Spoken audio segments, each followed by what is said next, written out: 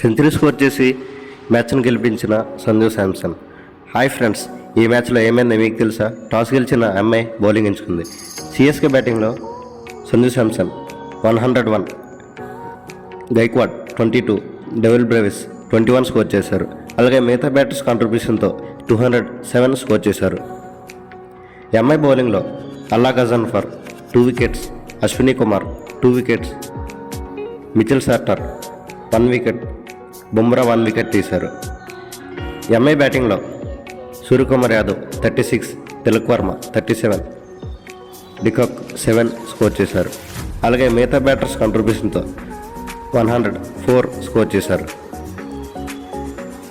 CSK బౌలింగ్లో Akeal Hosein 4 wickets, Noor Ahmad 2 wickets, Mukesh Chowdary 1 wicket,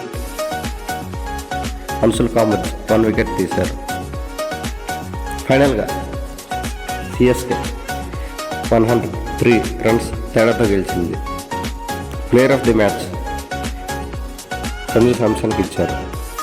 ఈ video మీకు నచ్చినట్లయితే లైక్, షేర్, కామెంట్ చేయండి. అలాగే మా ఛానల్ని సబ్స్క్రైబ్ చేసుకోండి.